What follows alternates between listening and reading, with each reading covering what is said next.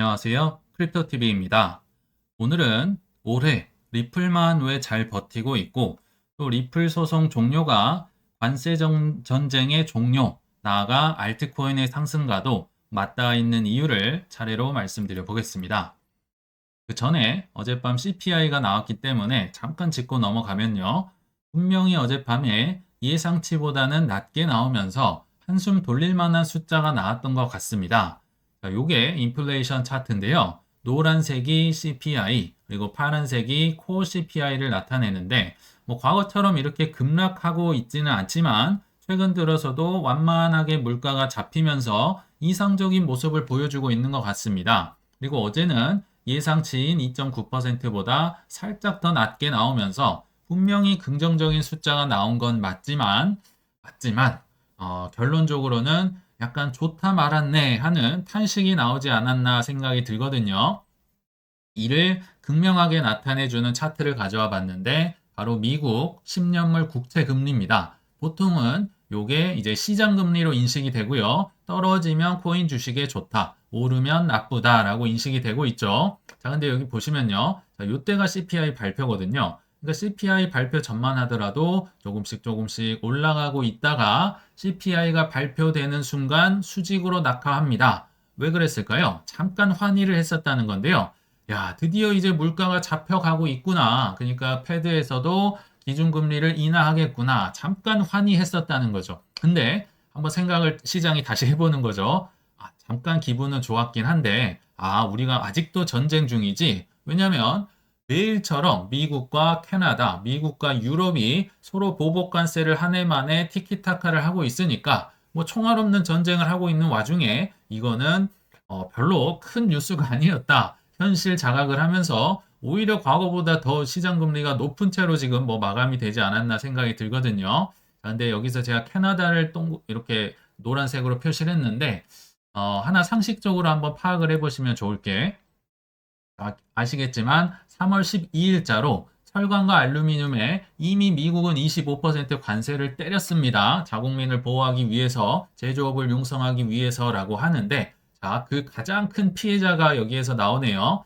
24년도 대미 수출액 기준으로 철강 쪽에서요, 캐나다가 무려 미국의 수입량의 71%를 담당하고 있습니다.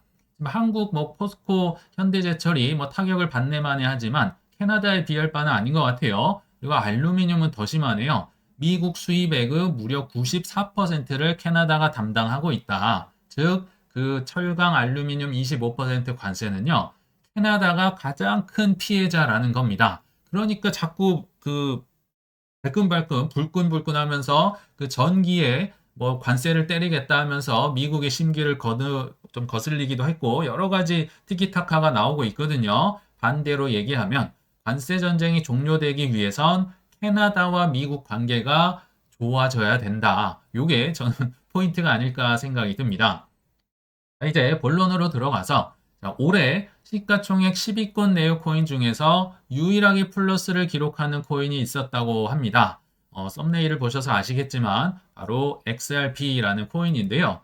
제가 하는 얘기가 아니라 매일경제에서 한 이틀 정도 지났긴 하지만 정말 대문짝만하게 이런 차트를 올려놨더라고요.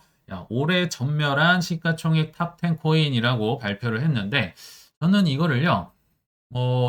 시가총액 22, 32로 넓혀도 XRP만한 지금 잘 버티는 코인이 없다라는 생각이 듭니다. 자, 비트코인 뭐 대장이긴 하지만 마이너스 14, 이더리움, BNB, 솔라나, 카르다노, 도지코인은 이더리움보다도 더 많이 떨어졌네요. 그리고 트론도 그렇고 자, 왜 이런 상황이 벌어지고 있을까? 물론 XRP가 많이 오른 게 아닙니다. 워낙 다들 떨어지니까 상대적으로 매우 돋보이고 있다 생각이 들고요.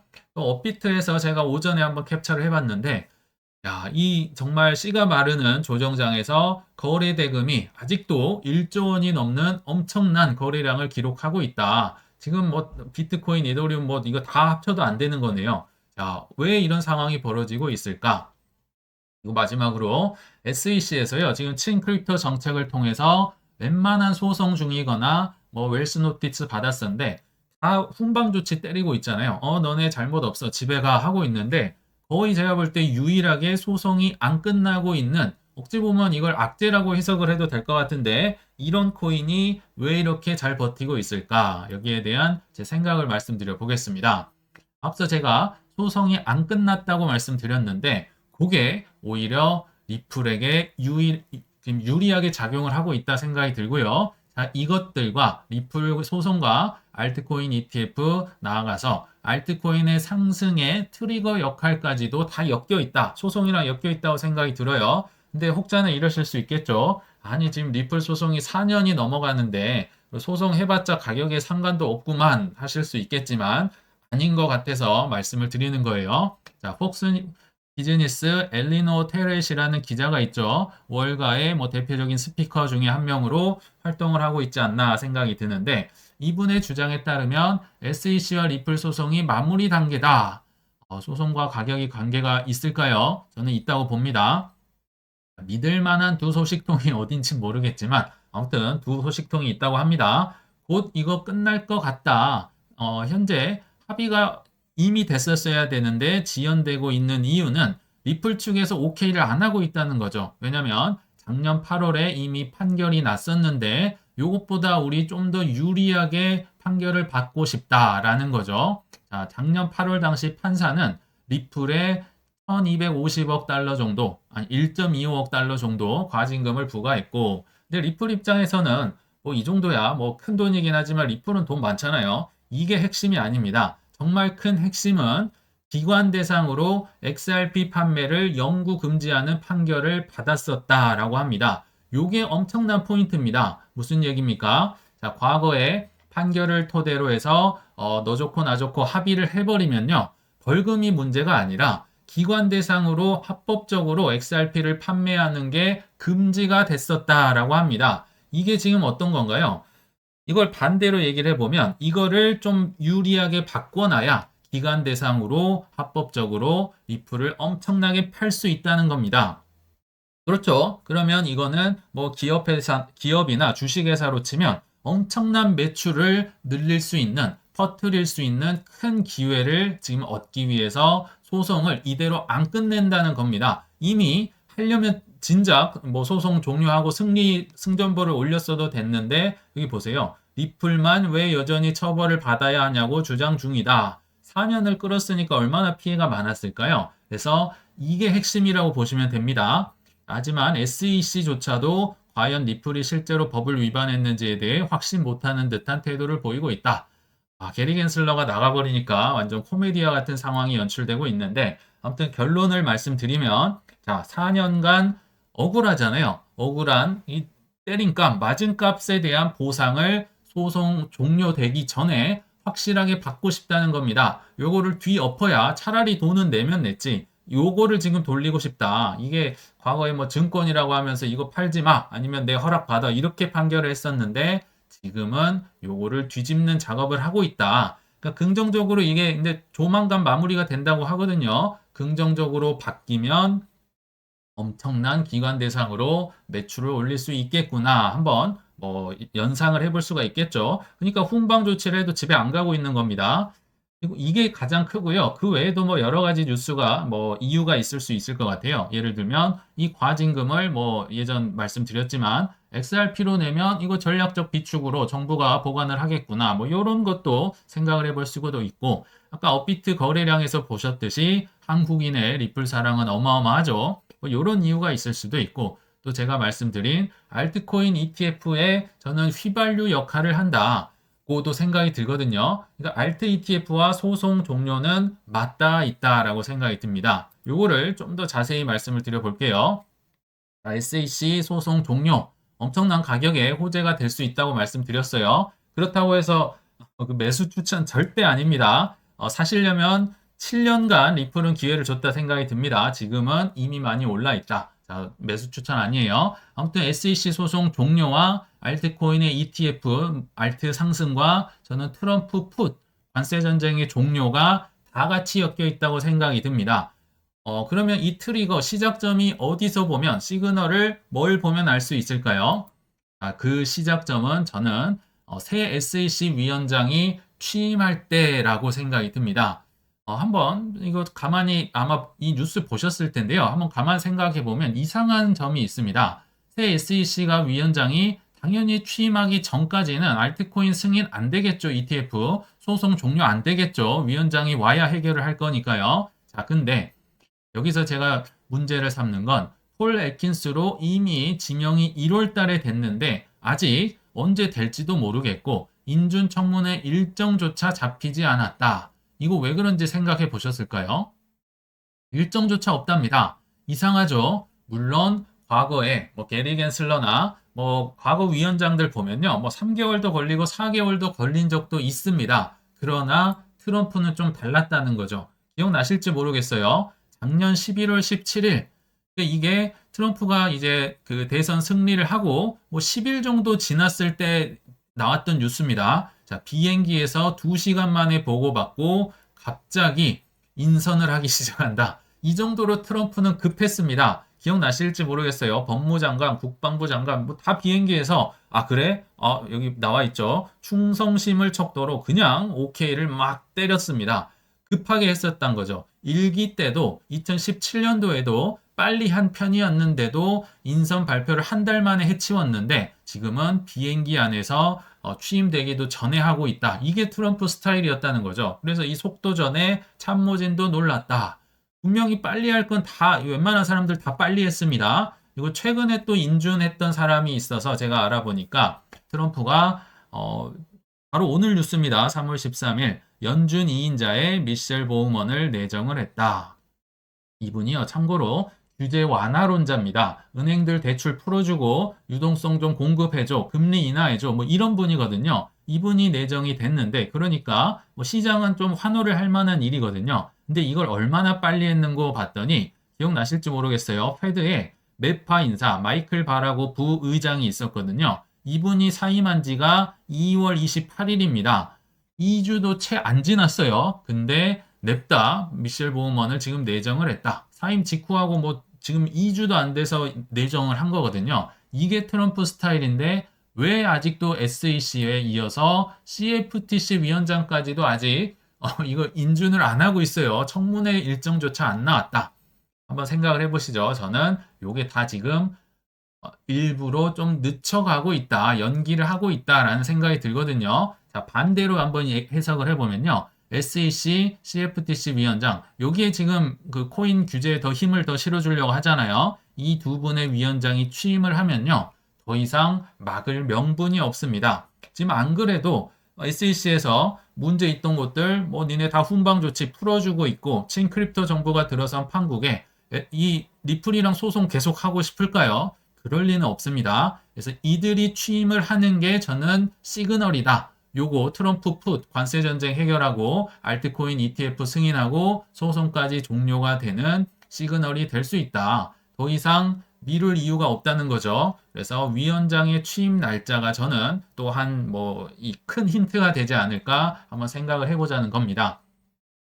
그래서 위원장이 조만간 온다는 증거가 저는 트럼프의 풋, 즉 트럼프가 더 이상 못 참고 상승을 좀 외치는 그게 이제 나올 시점이 아닐까. 그러니까 생각보다 그렇게 길지 않다는 거예요. 기다림이 제 생각엔 여러 가지 증거를 한번 말씀드릴 텐데 한 일주일 정도 지난 기사긴 하지만 트럼프가 이런 얘기를 했어요. 손도끼보다는 메스로 좀 정밀하게 했으면 좋겠어. 일론 머스크야. 트럼프가 워워워 이렇게 시킨 거죠. 왜냐하면 머스크가 정말 손도끼로 난동을 부리고 있었거든요. 뭘로 난동을 부렸나요?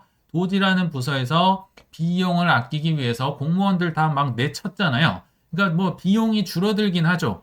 그리고 이 부서의 목적이기도 하고 좋은 일이긴 한데 문제는 사실 제가 볼 때 트럼프는요.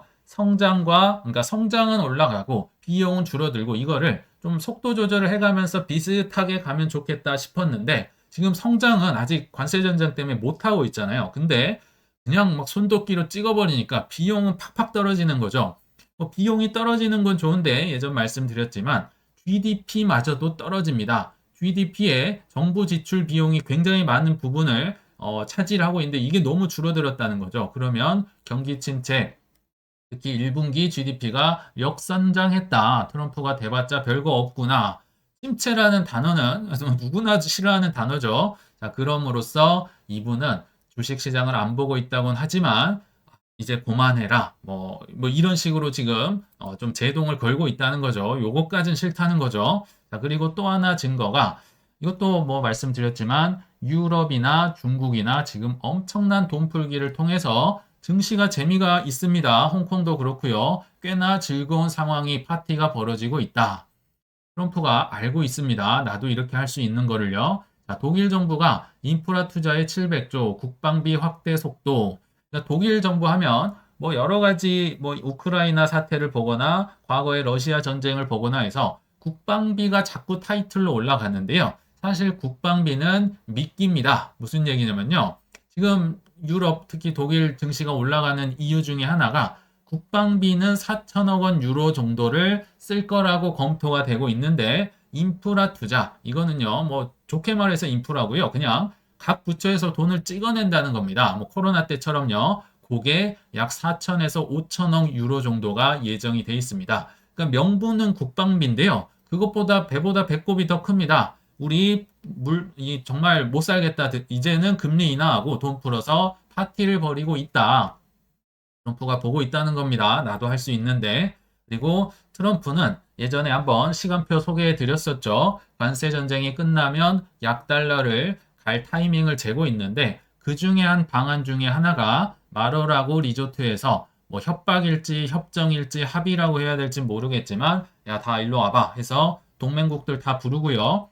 여기에서 이제 약달러를 위한 여러 가지 아이디어가 나올 거라고 했었잖아요. 뭐 국채를 이자를 받아갈 때 뭐 수수료를 떼고 준다든지 아니면 미국 국채를 100년 만기 쿠폰을 발행해서 준다든지 100년 만기라는 거는 사실상 돈을 떼먹는다 뭐 이렇게 보셔도 좋을 것 같아요. 아무튼 여러 가지 트럼프는 본인의 입장에서 약달러 타이밍을 시행을 하고 싶겠지만 문제가 있습니다. 지금 캐나다가 아니 그 트럼프가 너무 횡포를 부리고 있으니까 벌써 캐나다나 유럽에서 미국 국채를 던지는 듯한 뉘앙스가 포착이 되고 있습니다.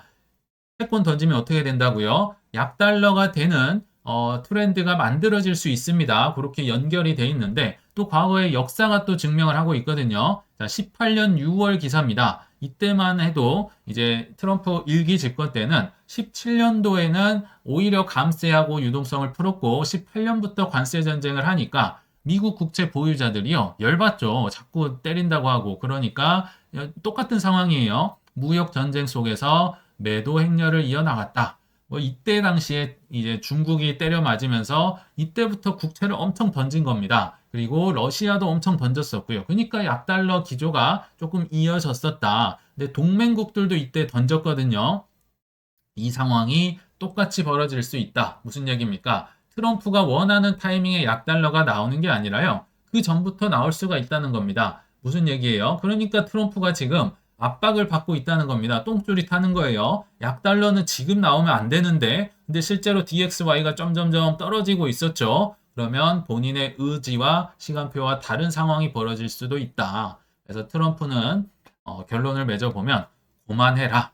이제 좀 압박. 그러니까 이제 더 이상 참지 말고 좀 올려라. 유동성을 풀든지 해서 이런 큰 압박을 받고 있다라고 보시면 좋을 것 같고요. 그래서 순서를 한번 생각을 해보면 물론 관세 전쟁이 끝나는 게 맞아요. 그러나 이것도 이제 한 번에 4월 2일에 끝날지까지는 제가 뭐 자신 있게 얘기를 할 수 없지만 최근에 또 트럼프의 그 인터뷰를 보면 4월 2일 전까지는 내가 유연하게 갈 수 있지만 4월 2일 이후에는 유연성 없어. 그때는 바꾸려고 해도 니네 쉽지 않을 거야 하면서 계속 4월 2일을 강조하고 있는 모양새다라고 생각이 드는데 자, 요게 위원장의 그 SEC와 CFTC 위원장 인준과도 맞닿아 있는 거죠. 자, 요게 이제 인준이 됐다. 요거 거의 이제 잡혀갔다. 여기에서 이제 손 떼겠다. 저는 이렇게 생각이 듭니다. 그래서 요런 걸로 인해서 요런 상황이 벌어진 이후에서야 리플 소송이 종료가 될 것이고 이 알트코인 ETF가 승인이 될 것이다 라고 생각이 듭니다.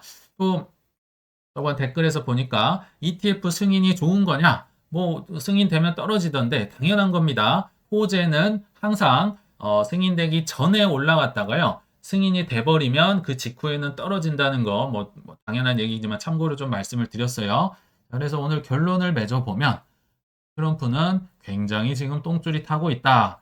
우리가 이걸 알고 가면 그래도 좀 힘이 난다는 거죠. 자, 트럼프는 확 내지를 수 있는 능력이 있음에도 지금 용을 쓰고 참고 있고요. 그 인내심이 점점 한계에 다다르고 있다 생각이 듭니다. 그래서 다수의 생각들처럼 이 조정이 오래 갈 것이다.